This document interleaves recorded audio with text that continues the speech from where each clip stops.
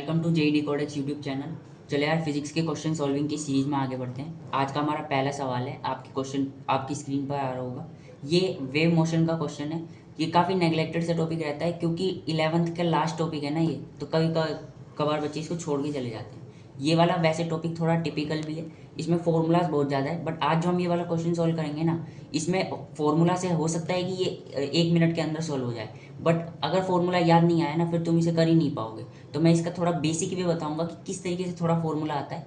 अगर वो तुम जान जाओगे ना, तो कि इससे रिलेटेड अगर 10-20 जितने भी सवाल आए तो वो तुम सब एक बार में कर लोगे। तो चलो क्वेश्चन को स्टार्ट करते हैं।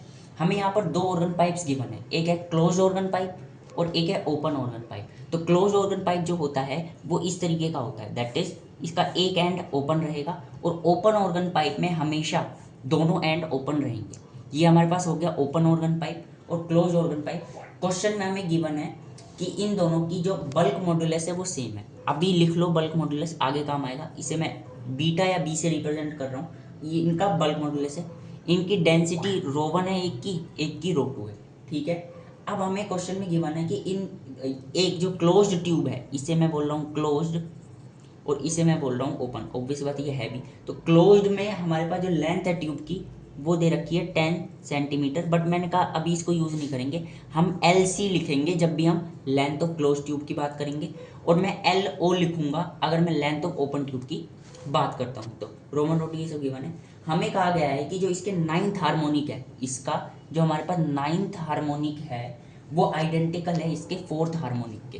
तो मैंने कहा यार, इनका वैसे तो फॉर्मूला होता है कि 9th हार्मोनिक का डायरेक्ट लिख दो, बट मैंने कहा फॉर्मूला मुझे भी याद नहीं है, इसलिए मैं तुम्हें क्या बोलूँ कि तुम फॉर्मूला याद करो।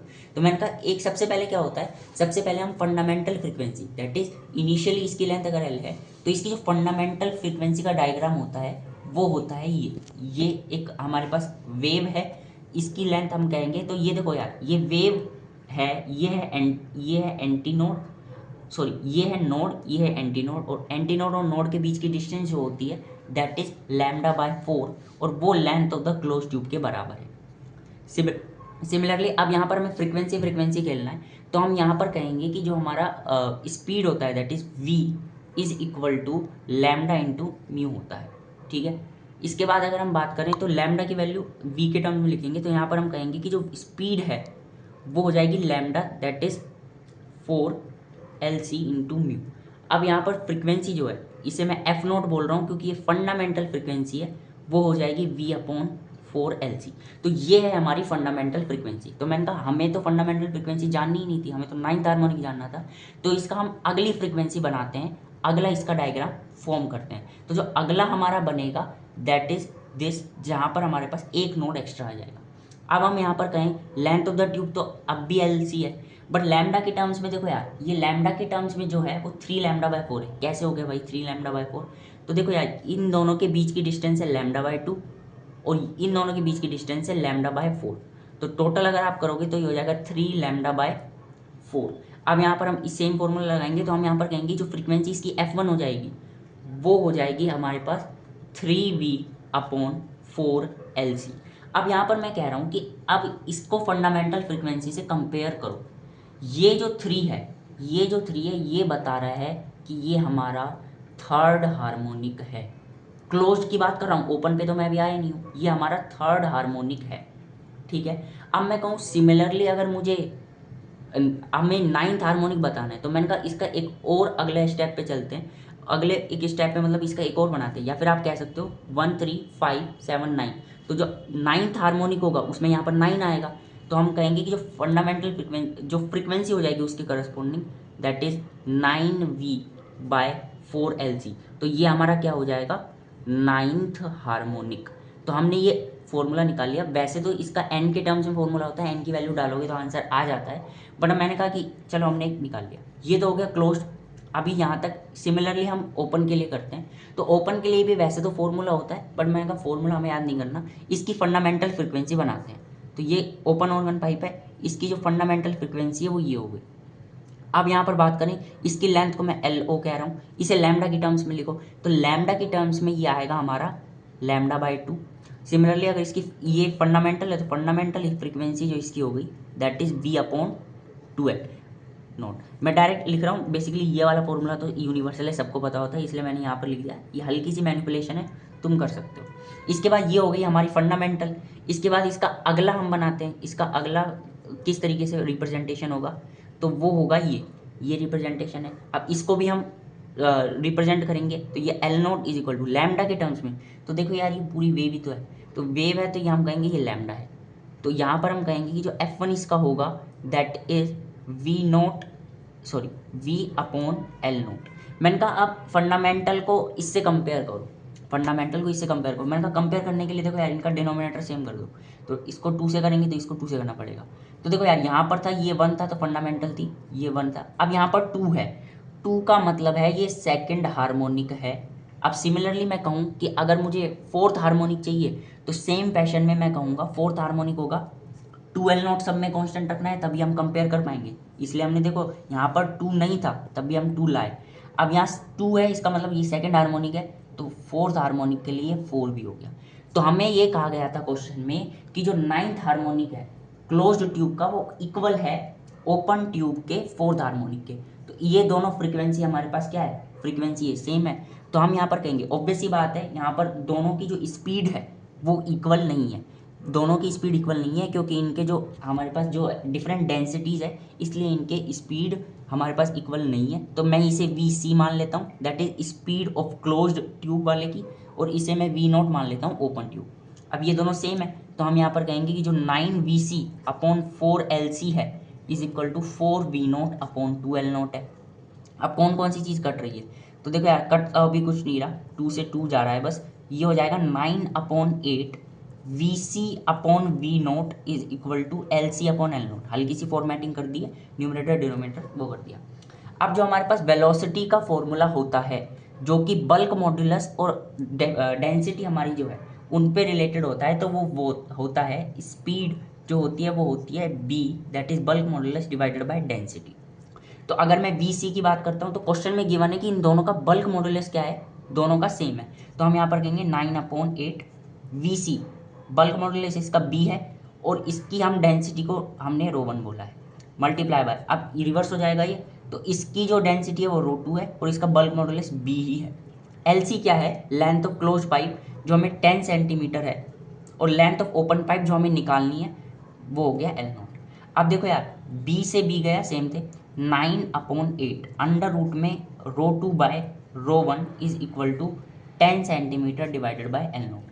अब हमें ρ2 बाय ρ1 दैट इज इन दोनों का रेशियो गिवन है। अब देखो यार, यहाँ पर ρ1 बाय ρ2 दे रखा है, ये भी एक इंपॉर्टेंट है, ρ1 बाय ρ2 दे रखा है, तो ρ2 बाय ρ1 क्या हो जाएगा, ऑब्वियस सी बात है 16 हो जाएगा।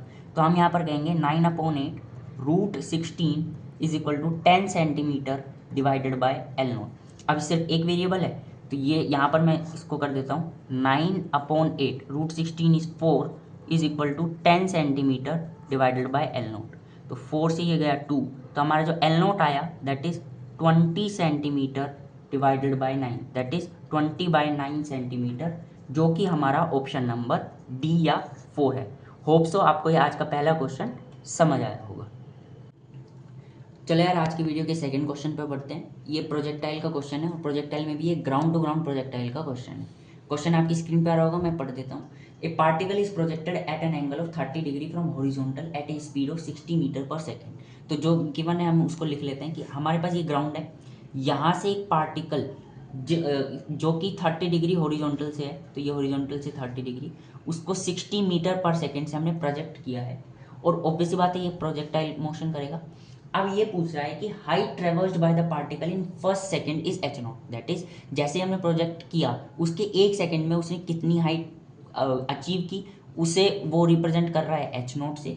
और height traversed in the last second, last second देखो यार, कई लोग समझेंगे लास्ट सेकंड मतलब यहाँ पे कहीं आ जाएगा, नहीं, यहाँ पर लिखा है last second before it reaches maximum height. तो ये मान लेते हैं कि अगर मैक्सिमम हाइट है, तो यहाँ पर पहुँचने से पहले, यहाँ पर पहुँच गया मान लो पार्टिकल, यहाँ पर पहुँच गया, तो 1 सेकेंड, उस लास्ट 1 सेकेंड में उसने कितनी हाइट अचीव की, वो होगा हमारा, उसको ये बोल रहा है h1। तो मैंने कहा सबसे पहले एक बार पूरा टाइम ऑफ फ्लाइट निकाल लेते कि पूरा प्रोजेक्टाइल कितने टाइम में हो रहा है। तो इसका तो डायरेक्ट फॉर्मूला आता है कि जो टाइम ऑफ फ्लाइट होता है that is 2u sin theta by g, जहाँ पर u होगा 60, दैट इज इनिशियल कितनी वेलोसिटी थी है, साइन थीटा 30 है तो हाफ, और ग्रेविटी की वैल्यू उसने 10 लेने को बोली है, तो ये 10। तो जो हमारा पूरा टाइम ऑफ फ्लाइट है वो 6 सेकंड है, मतलब वो 6 सेकंड में पूरा प्रोजेक्टाइल पूरा यहाँ तक गिर जाता है। तो इसका मतलब है कि वो मैक्सिमम हाइट तक पहुँचने में 3 सेकंड ले रहा है। अब 3 सेकंड ले रहा है और हमसे कहा है कि पहले सेकंड में उसने कितनी हाइट ट्रेवर्स की। तो इसके लिए हम क्या करेंगे, सबसे पहले वेलोसिटीज़ का कॉम्पोनेंट ले लेते हैं, दैट इज़ इनिशियल वेलोसिटीज़ के एक्स वाई कॉम्पोनेंट और एक्सेलरेशन किस तरीके से है। तो अगर मैं कॉम्पोनेंट करता हूँ यू एक्स होता है हमारे पास इनिशियल वेलोसिटी एक्स डायरेक्शन में कितनी है, तो वो होगी 60 cos 30 जो कि cos 30 होता है √3/2 that is 30 √3 metre per second. You Y की बात करें, मैं ऊपर वाली डायरेक्शन को पॉजिटिव ले रहा हूँ और इधर वाली डायरेक्शन को पॉजिटिव ले रहा हूँ, तो ये वाली इधर वाली है तो ये पॉजिटिव है। ऊपर वाली direction that is 60 sin 30 component लेना है, ये तो बेसिक है, ये हो जाएगा 30 metre per second. Acceleration x direction में कुछ होता नहीं है और वाई डायरेक्शन में ग्रेविटी होती है नीचे की तरफ, जो कि हमारे डायरेक्शन के अपोजिट है, that is 10 metre per second square. अब यहाँ पर सबसे बेसिक अप्रोच क्या होगी कि हम एक सेकंड करके, एक सेकंड में कितना हाइट ट्रैवर्स की, फिर एक सेकंड में कितना हाइट ट्रैवर्स की, उस तरीके से हम कर सकते हैं। तो सबसे पहले हम देखेंगे कि एक सेकंड में उसने फर्स्ट सेकंड में कितनी हाइट ट्रैवर्स की, तो वो उसके लिए हम जो इक्वेशन ऑफ मोशन लगाएंगे S is equal to U T plus half A T square. अब हम डायरेक्शन डिफाइन कर देते हैं किस डायरेक्शन में, तो मैं वाई डायरेक्शन में कर रहा हूँ, तो इसको हम ऐसे लिखेंगे S Y is equal to U Y T plus half A Y T square. S Y होगा दैट इज हाइट कितनी ट्रेवर्स की एक सेकंड में, तो वो ऊपर की तरफ है तो वो पॉजिटिव एच नोट होगा। यू वाई 30 एक सेकंड तो 1 प्लस हाफ ए वाई -10 एक सेकेंड है तो 1 का स्क्वायर। तो इसको अगर आप सोल्व करोगे तो ये आता है 30 - 5 दैट इज 25 मीटर, मतलब उसने एक सेकेंड में 25 मीटर चला। मैंने कहा अब मैं स्टार्टिंग से, जब मैंने प्रोजेक्ट किया स्टार्टिंग से अगर 2 सेकेंड निकालूँ और फिर स्टार्टिंग से 3 सेकेंड निकालूँ, तो हमें एक सेकेंड में दैट इज ये वाली हाइट डिवाइडेड बाय ये वाली हाइट का डिफरेंस, दैट इज सेकंड से थर्ड सेकंड के बीच में उसने कितनी हाइट। तो मैं सबसे पहले स्टार्टिंग से एक सेकंड की निकाल लेता हूँ, फिर स्टार्टिंग से 2 सेकंड की निकाल लेता हूँ, फिर स्टार्टिंग से 3 सेकंड की निकाल लेता हूँ। तो अब मैं यहाँ पर कह रहा हूँ कि स्टार्टिंग से 2 सेकंड की, तो उसके लिए हम क्या यूज़ करेंगे, S Y is equal to U Y T plus half A Y T square, यही फॉर्मूला यूज़ करेंगे।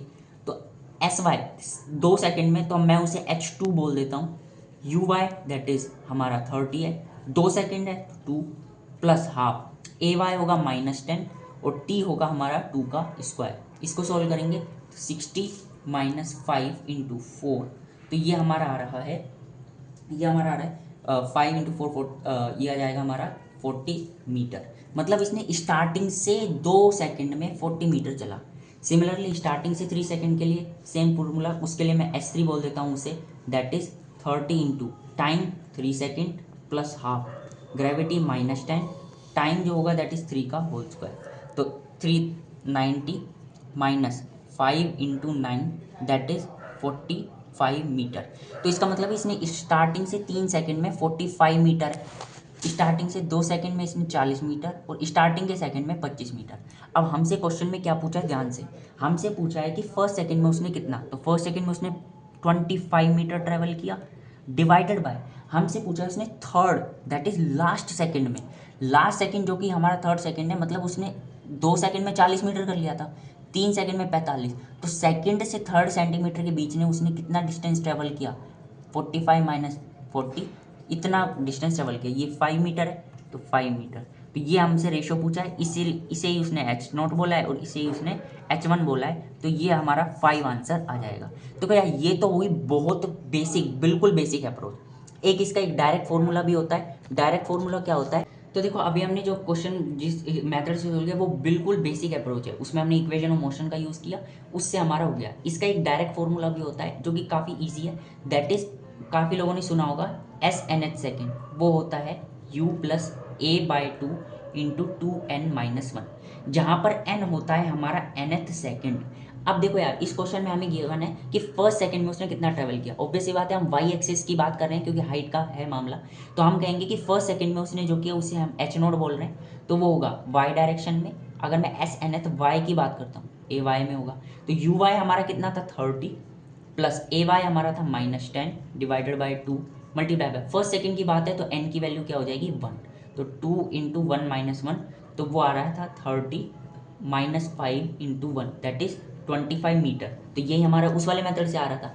अब हमारी बात है कि लास्ट सेकंड का मतलब है हमारा थर्ड सेकंड। लास्ट, क्योंकि हमने टोटल टाइम ऑफ फ्लाइट निकाला था, मैक्सिमम हाइट को रीच करने के लिए उससे आधा टाइम लगेगा, जो कि हमारा 3 आ रहा था। तो हम थर्ड सेकंड में कितना हाइट उसने गेन किया वो निकालते हैं। तो वो होगा हमारा, जिसको ये h1 बोल रहा है, वो होगा uy हमारा 30 है, प्लस ay क्या है -10 डिवाइडेड बाई 2। थर्ड सेकंड मतलब n की वैल्यू क्या है, थर्ड है, तो 2 × 3 -1। तो इसको सॉल्व करते हैं, 30 प्लस -5, 3 2 6 -1 5, तो 30 - 25 कितना हो गया हमारे पास 5 मीटर। और यही हमारा आ रहा था, हमने जब वो मेथड से सॉल्व किया था कि 2 सेकंड 3 सेकंड, तो हमसे क्या पूछा है h0 अपॉन h1, तो ये आ जाएगा 25 मीटर अपॉन 5 मीटर, तो ये 5। तो पहले वाले मेथड से भी हमारा यही आंसर आ रहा था, इस वाले मेथड से भी। अगर फॉर्मूला याद है तो आप इस वाले मेथड से कर सकते हो। अगर फॉर्मूला याद नहीं है तो घबराने की कोई ज़रूरत नहीं है, ये वाला मेथड काफ़ी ज़्यादा ईजी है और इससे कंसेप्ट भी क्लियर होते हैं। ऑल्दो ये वाला जो फॉर्मूला है वो उस वाले से ही आता है। तो ये दोनों से हमारा आंसर सही आ रहा है, दैट इज़ 5 हमारा आंसर आया रेशो का। होप सो आपको ये क्वेश्चन समझ आया होगा दोनों मेथड से। चलो यार, आज के तीसरे क्वेश्चन पे बढ़ते हैं। ये क्वेश्चन पोटेंशियोमीटर से रिलेटेड है। अब कई लोगों को लग रहा होगा कि यार ये पोटेंशियोमीटर तो जेईई के सिलेबस में था ही नहीं, तो इसमें पोटेंशियोमीटर का क्वेश्चन कैसे दे दिया। तो ये डायरेक्ट पोटेंशियोमीटर का क्वेश्चन नहीं है, ये एक कंसेप्ट पे बेस्ड है कि जो रेजिस्टेंस है वो लेंथ पे कैसे डिपेंड करती है। चलो क्वेश्चन पढ़ते हैं, आपकी स्क्रीन पे आ रहा होगा, मैं क्वेश्चन रीड कर देता हूँ। The sliding contact of a potentiometer is in the middle of the potentiometer wire having resistance 1 ohm as shown in the figure. External resistance is 2 ohm is connected via the sliding contact. The electric current in the circuit. तो यार यहाँ पे हमसे कहा गया है कि जो ये लेंथ है ना, ये वाली जो लेंथ है दैट इज जो रेजिस्टेंस है वो हमारे पास मिडिल में कनेक्ट है। दैट इज बेसिकली जो वायर है, ये वाली जो टॉगल यहाँ पे है, ये आधा वायर इधर है, आधा वायर इधर है। अब मैं कह रहा हूँ कि अगर पूरे वायर की रेजिस्टेंस है 1 ohm, तो रेजिस्टेंस क्या होती है, रेजिस्टेंस होती है ρl/a। अब रो होता है मीडियम पे डिपेंड। अब ये वायर तो सेम मीडियम की है, तो ये तो सेम रहेगा।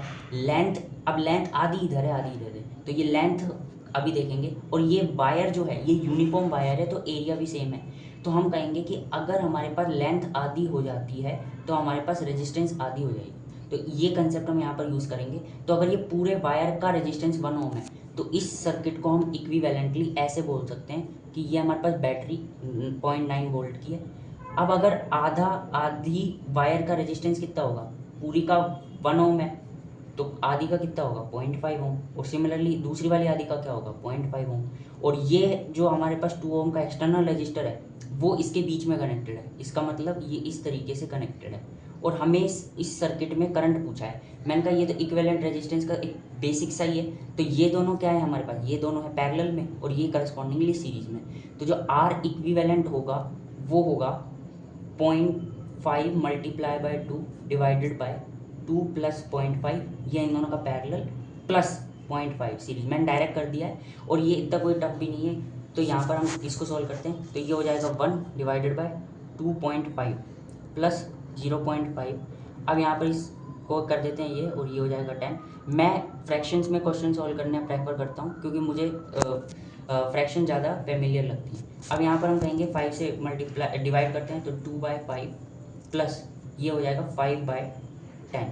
तो यहाँ पर अब हम सॉल्व करते हैं, तो 20 प्लस 5 5 जो 25 डिवाइडेड बाई 50, तो ये हो जाएगा 25 प्लस 20 35 45 डिवाइडेड बाई 50। तो यहाँ पर हम कहेंगे ये हो जाएगा 5 9 जा डिवाइडेड बाई 10।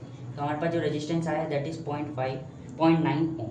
तो यहाँ पर जो इक्विवेलेंट सर्किट हुआ वो हुआ ये 0.9 का, तो 0.9 वोल्ट की बैटरी है। और जो हमारा इक्विवेलेंट रेजिस्टेंस निकल के आया, इक्विवेलेंट रेजिस्टेंस 0.9 ओम निकल के आया। अब इसमें हमें करंट बताना है, तो I = V/R, ये तो 10th क्लास का क्वेश्चन हो गया। V हो जाएगा 0.9 डिवाइडेड बाई रेजिस्टेंस हो गया 0.9, तो ये हमारा करंट जो आ जाएगा 1 एम्पियर, जो कि हमारा ऑप्शन नंबर डी है। होप सो आपको ये क्वेश्चन समझ आया होगा। काफ़ी इजी क्वेश्चन है, इसमें कुछ पोटेंशियोमीटर का कुछ कॉन्सेप्ट नहीं लगा, इसमें बस ये फॉर्मूला लगा। तो जो लोग पोटेंशियोमीटर नहीं पढ़ के गए उन्होंने लगा यार ये तो आउट ऑफ सिलेबस क्वेश्चन है, तो ये कुछ आउट ऑफ सिलेबस नहीं था। होप सो ये आपको एक्सप्लेनेशन समझ आया होगा। चलो यार, आज की वीडियो के सेकंड लास्ट क्वेश्चन पे बढ़ते हैं। ये क्वेश्चन रे ऑप्टिक्स से है और ये सिल्वरिंग ऑफ लेंस के कॉन्सेप्ट पे है।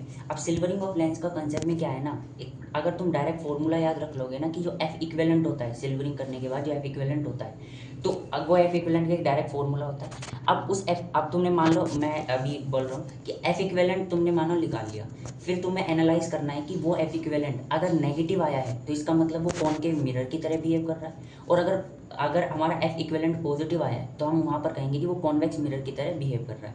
तो हमें जो सिल्वरिंग ऑफ लेंस है उसमें काफ़ी सारी अलग अलग चीज़ें होंगी, तो हमें एफ इक्विवेलेंट निकाल के ये एनालाइज करना है कि भैया मिरर कौन सा बन रहा है, कॉनकेव बन रहा है या कॉन्वेक्स बन रहा है, तो इस पर है। तो चलो क्वेश्चन रीड करते हैं, आपकी स्क्रीन पे भी आ रहा होगा। क्वेश्चन कह रहा है कि हमें एक थिन कॉन्वेक्स लेंस गिवन है जिसका रिफ्रैक्टिव इंडेक्स म्यू है और दोनों साइड का radius of curvature R given है। एक साइड को पॉलिश कर दिया है, पॉलिश करना सिल्वरिंग करना एक ही बात है, पॉलिश कर दिया है जिससे वो कंप्लीट रिफ्लेक्शन, दैट इज वो जो साइड है वो मिरर की तरह बिहेव कर रही है, ये कहना चाह रहा है। अब हम लेंस से, जो वो पूरा सेटअप सिल्वरिंग का है, उस लेंस से हम कितनी दूरी पर ऑब्जेक्ट रखें कि हमारे पास जो इमेज है वो उस ऑब्जेक्ट पे ही बन जाए। तो मैंने कहा एक बार हम ये देख लेते हैं कि कौन सा मिरर बन रहा है। तो सबसे पहले अगर मैं डायग्राम ड्रॉ करता हूँ, तो ये हमारे पास जो कंसेप्ट है वो ये कह रहा है कि ये हमारे पास था कॉन्वेक्स लेंस है। इसमें ये वाली जो साइड है वो सिल्वर कर दिया है। अब ये वाली साइड सिल्वर करने से जो ये वाली साइड है वो हमारे पास कॉनकेव मिरर की तरह बिहेव करने लग गई, क्योंकि ये कर्व्ड इनवर्ड है, और कर्व्ड इनवर्ड है तो ये कॉनकेव मिरर है। इस वाली साइड का रेडियस ऑफ कर्वेचर आर है और इस वाली साइड का जो रेडियस ऑफ कर्वेचर है वो आर है। अब हम कहेंगे कि जो 1/f इक्विवेलेंट होता है, जो दैट इज सिल्वरिंग के केस में इस पूरे सेटअप का 1/f इक्विवेलेंट जो होता है वो होता है 1/fm माइनस 2/fl। अब यहाँ पर ये fm और fl क्या है? fm है जो ये मिरर है इसकी फोकल लेंथ, और जो fl है वो है कि जो ये लेंस है उसकी फोकल लेंथ, जो कि ये कॉन्वेक्स लेंस है। अब मैंने कहा यार, कई लोग सोचेंगे कि यार अब ये मिरर की फोकल लेंथ कैसे निकालेंगे। मैंने कहा यार, मिरर की फोकल लेंथ क्या होती है? रेडियस ऑफ कर्वेचर का आधा, और साइन से पुट करेंगे तो इसको अलग से बना लो इसका डायग्राम। ये कॉन्वेक्स, ये कॉनकेव मिरर है, इसकी रेडियस ऑफ कर्वेचर आर है, तो इसका फोकल लेंथ क्या हो जाएगा? एफ एम क्या हो जाएगा? एफ एम क्या हो जाएगा? दैट इज -r/2, क्योंकि हमारी रे ऑफ लाइट इस तरीके से अगर एज्यूम करें तो नेगेटिव हो जाएगा, तो एफ एम हो जाएगा -r/2। तो एफ एम तो डायरेक्टली निकल गया। अब मैं कह रहा हूँ कि एफ एल कैसे निकाले। तो लेंस की फोकल लेंथ निकालने के लिए हमारे पास लेंजेस लॉ होता है, वो होता है 1 focal length of lens is equal to μl/μs। μl होता है लेंस का जो ये रिफ्रैक्टिव इंडेक्स है, ये जो कि हमें म्यू गिवन है, क्वेश्चन में म्यू गिवन है, और μs होता है सराउंडिंग का रिफ्रैक्टिव इंडेक्स। 1/r1 इस वाली साइड का रेडियस और 1/r2 इस वाली साइड का रेडियस विद साइन। तो हम यहाँ पर विद साइन पुट करते हैं, तो 1/fl तो हमें निकालना ही है, और सराउंडिंग में हमें कुछ गिवन नहीं है तो हम कहेंगे कि एयर है। μl हमें म्यू दे रखा है और एयर का रिफ्रैक्टिव इंडेक्स 1 होता है -1। अब यहाँ पर R1, अब देखो यार, हम कह रहे हैं कि रे ऑफ लाइट इस डायरेक्शन में आ रही है, तो जो ये वाली साइड है, हम रे ऑफ लाइट अगर इस डायरेक्शन में, तो इस डायरेक्शन को हमने पॉजिटिव ले लिया, तो जो रेडियस ऑफ कर्वेचर है वो भी तो इसी डायरेक्शन में है, तो ये R है, और पॉजिटिव का ही आएगा तो ये 1/r। सिमिलरली अगर इस वाली साइड को देखें तो रे ऑफ लाइट तो ऐसे जा रही है, और इसका जो कर्व्ड पार्ट है उसकी रेडियस इस तरफ है, अपोजिट है तो माइनस साइन के साथ आएगा, और वैल्यू जो है वो r है, तो -1/-r। तो अब इसको अगर हम देखें तो ये हो जाएगा 1/fl is equal to mu -1। अब 1/r प्लस 1/r 2/r हो जाएगा, तो ये हमारी जो fl आया है वो आया है r/2 इंटू म्यू -1। अब हम f इक्विवेलेंट निकाल लेते हैं, तो f इक्विवेलेंट में ये दोनों वैल्यू पुट करेंगे तो 1/f equivalent is equal to 1/fm, वो हो जाएगा -2/r -2। अब देखो यार, हमें 1/fl की जरूरत थी तो यही हम डायरेक्ट पुट करेंगे, that is mu -1 multiply by 2/r। एक बार इसे सोल्व करते हैं तो ये आएगा -2/r -4/r इंटू म्यू -1। अब r वाली टर्म्स अलग कर लेते हैं, म्यू वाली टर्म्स अलग कर लेते हैं, 2/r -4μ/r प्लस 4/r। अब ये लाइक टर्म्स है तो इन्हें कहेंगे तो 2/r -4μ/r। यहाँ से हम एक तो -2/r कॉमन ले लेंगे, तो इससे ये माइनस साइन आ जाएगा, तो ये हो जाएगा 2μ -1। छोटी सी मैनिपुलेशन है, वही है। तो ये हमारे पास आया 1/f इक्विवेलेंट। अब इससे हम कहेंगे कि जो f इक्विवेलेंट आया है वो आया है r/-2 इंटू 2μ -1।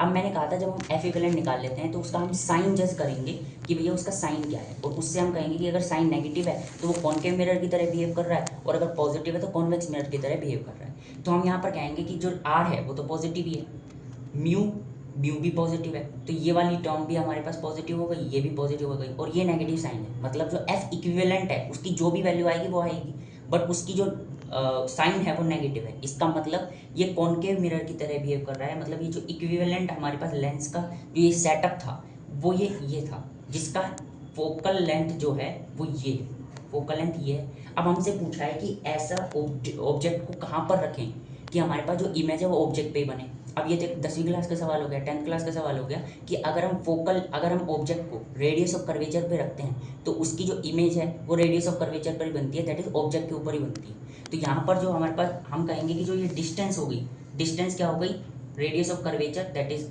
आर, और आर बेसिकली मैं आर एम बोल रहा हूँ, और ये हम कहते हैं कि जो रेडियस ऑफ कर्वेचर है मिरर की वो 2 टाइम्स होती है हमारे पास फोकल लेंथ की। अब हम डिस्टेंस ले रहे हैं तो हम कहेंगे कि उससे साइन से कोई मतलब नहीं है, तो हमारा जो आंसर आएगा that is 2 time F equivalent. तो सारा मामला यहाँ पर एफ इक्विवेलेंट निकालने पे था जो हमने निकाला, इसके लिए आपको ये वाला फॉर्मूला आना चाहिए। अब जो ये वैल्यू आई है इसका 2 टाइम्स कर दो, तो 2 टाइम्स करेंगे तो 2 into R into 2 into 2 mu minus 1, sign का कुछ नहीं है क्योंकि हमसे डिस्टेंस पूछी है, इज इक्वल टू 2 से गया 2, ये जो हमारा आंसर आया that is R into 2 mu minus 1। तो ये हमारा आंसर है, दैट इज अगर ऑब्जेक्ट को इतनी डिस्टेंस पर रखेंगे तो हमारा ऑब्जेक्ट और इमेज कोइंसाइड करेंगे, तो जो हमारा ऑप्शन है, option number 4 is our correct answer. Hope so आपको ये क्वेश्चन समझ आया होगा। चले यार इस वीडियो के और इस शिफ्ट के फिजिक्स के लास्ट क्वेश्चन पे बढ़ते हैं। इस क्वेश्चन को मैंने जानबूझ के लास्ट में रखा है क्योंकि ये एक ठीक ठाक लेवल का क्वेश्चन है, रे ऑप्टिक्स का सवाल है। मैं ठीक ठाक लेवल का इसलिए बोल रहा हूँ क्योंकि अच्छे लेवल का क्वेश्चन है, अगर एडवांस में आता है तो ये मीडियम कैटेगरी में आएगा, बट मैं इस क्वेश्चन को बिल्कुल बेसिक से विदाउट एनी फॉर्मूला, कोई फॉर्मूला नहीं बताए, इसको बिल्कुल बेसिक से जहाँ से मिरर फॉर्मूला से इसको मैं बताने वाला हूँ। तो चलो क्वेश्चन आपकी स्क्रीन पर आ रहा होगा, ये वाला क्वेश्चन हम रीड करते हैं। The driver sitting inside a parked car is watching vehicle approaching from behind with the help of his side view mirror, which is convex mirror with radius of curvature 2 मीटर। तो हमें कहा गया है कि एक कार है जो कि रेस्ट पे, अब कार रेस्ट पे है तो उसका जो मिरर है जो कि कॉन्वेक्स मिरर है वो हमारे पास रेस्ट पे होगा। तो हमसे ये कहा गया है कि ये हमारे पास एक कॉन्वेक्स मिरर है जो कि रेस्ट पे है, और वो अपने पीछे से गाड़ियों को आते हुए, दैट इज पीछे से वो व्हीकल्स को आते हुए देख रहा है, और इस कन्वेक्स मिरर की जो रेडियस ऑफ कर्वेचर है वो 2 मीटर है। मैंने कहा मिरर की रेडियस ऑफ कर्वेचर से हमें कोई मतलब नहीं होता, उसकी हमें सिर्फ फोकल लेंथ से मतलब होता है। तो इसकी जो फोकल लेंथ है वो, अब रेडियस ऑफ कर्वेचर अगर 2 मीटर है तो फोकल लेंथ क्या हो जाएगी, 1 मीटर, आधी होती है। Another car approaching him from behind with uniform speed of 90 kilometre per hour. यहाँ से क्या है, एक कार है, कार आ रही है 90 किलोमीटर पर आवर से। मैंने कहा 90 किलोमीटर पर आवर को हम मीटर पर सेकंड में करते हैं तो 5/18 से मल्टीप्लाई करते हैं तो ये आ जाएगा 8 5 20, तो ये आ जाएगा 25 मीटर पर सेकंड से। ये है वेलोसिटी ऑफ ऑब्जेक्ट। इस क्वेश्चन में वेरिएबल्स का ध्यान रखना, ये है वेलोसिटी ऑफ ऑब्जेक्ट, क्योंकि यहाँ पर जो v है उसे हम इमेज की डिस्टेंस से भी उससे कंफ्यूज मत हो। तो ये है हमारे पास, when the car is at distance of 24 metre from him, the magnitude of acceleration of the image of the car in the side view mirror is A. तो मैं कह रहा हूँ जब ये 24 मीटर पर है, अब ये 24 मीटर क्या है, ये हमारे पास ऑब्जेक्ट डिस्टेंस है, ऑब्जेक्ट डिस्टेंस 24 मीटर है। अब हमें एक्सेलरेशन ऑफ इमेज बताना है। तो देखो इससे पहले जो क्वेश्चन आते थे तो हम वेलोसिटी, इमेज की वेलोसिटी यहाँ तक कर देते थे, बट ये एक्सेलरेशन का सवाल है। तो सबसे पहले हम कहेंगे कि हमारे पास फोकल लेंथ है, हमारे पास ऑब्जेक्ट की डिस्टेंस है, तो हम यहाँ पर क्या करेंगे, इमेज की डिस्टेंस निकालेंगे by the formula, mirror formula, 1/f बराबर 1/v plus 1/u। Focal length, क्योंकि रे ऑफ लाइट अगर हम कहें कि भैया इस तरफ से आ रही है तो ये वाली डायरेक्शन पॉजिटिव है, तो फोकल लेंथ हमारे पास पॉजिटिव है, 1 इज इक्वल टू 1/v, ये तो निकालना ही है, और ये अपोजिट डायरेक्शन में तो -1/24। तो 1/v जो हो गया दैट इज 1 + 1/24। तो जो इमेज हो गई दैट इज इमेज की जो डिस्टेंस हो गई that is 24/25 metre, just reciprocal, LCM लेके रेसिप्रोकल। तो ये हमारे पास इमेज की डिस्टेंस आ गई। अब हम कह रहे हैं कि भैया सबसे पहले, अब जो हमारे पास मैंने कहा था कि मिरर फॉर्मूला से ही इसका बेसिक से करेंगे, तो 1/v प्लस 1/u। अब देखो यार फोकल लेंथ कांस्टेंट है, अब मैं इस इक्वेशन को डिफरेंशिएट करने जा रहा हूँ क्योंकि तभी तो हम वेलोसिटी लेके आएंगे और तभी एक्सेलरेशन लेके आएंगे। अब ये चीज़ कांस्टेंट है, कांस्टेंट का डिफरेंशिएशन कांस्टेंट का डिफरेंशिएशन हमारा 0 होता है, इज इक्वल टू 1/v का जो डिफरेंशिएशन है that is -1/v² dv/dt plus 1/u का डिफरेंशिएशन होता है -1/u² du/dt। अब इसको हम रीअरेंज करेंगे तो हम यहाँ पर कहेंगे रीअरेंज करने के बाद that is 1/v² dv/dt is equal to -1/u² du/dt। ये हो गया। अब यहाँ पर vi is equal to -v² v0। अब मैं बताऊंगा ये vi क्या है। vi कुछ नहीं है, that is velocity of the image. ये इसको हमने vi लिखा है, इसको हम उधर ले गए और इसे हम ये क्या है, ये तो वेलोसिटी ऑफ ऑब्जेक्ट ही है और जिसे हमने v0 माना है, तो ये हमने इस तरीके से कर लिया। vi हमारा है इमेज की वेलोसिटी। अब ये हमारे पास आ गया। अब हम यहाँ पर कह रहे हैं कि इस वाले फॉर्मूला से हमारा ये आ गया। अब हम इस vi से दैट इज जब हमारे पास v0 की वैल्यू हमें पता है, v पता है और u पता है, तो यहाँ से हम vi नहीं निकाल सकते क्या, vi निकाल लेंगे। तो जो vi आएगा दैट इज माइनस v² हो गया 24/25 का whole square multiply by v0 हमारा 25 है बाय u² और u क्या है 24, तो 24 का होल स्क्वायर। स्क्वायर है इसलिए साइन पर ज़्यादा ध्यान मत देना। तो ये 24 स्क्वायर से 24 स्क्वायर गया, ये आएगा -25/25 का स्क्वायर। तो जो वेलोसिटी आई -1/25 मीटर पर सेकंड, ये आई इमेज की वेलोसिटी। बट हमसे तो इमेज का एक्सेलरेशन पूछा है। तो अब हम क्या करेंगे, ये जो इक्वेशन आई है इसको एक बार और डिफरेंशिएट करेंगे तो हमारे पास एक्सेलरेशन आ जाएगा। अब देखो यार, यहाँ पे इसको डिफरेंशिएट ऐसे ही मत करने लग जाना, इस वाले टर्म को उधर लेके जाओ और प्रोडक्ट रूल लगाओ, क्योंकि देखो यार इसका डिफरेंशिएशन टफ तो होने वाला है। अब इसमें तुम यार डिवीजन रूल लगाओगे तो वो ज़्यादा खतरनाक हो जाएगा, तो हम इसमें प्रोडक्ट रूल लगाएंगे। तो इसको उधर लेके गए तो ये हो जाएगा u² vi is equal to -v² v0।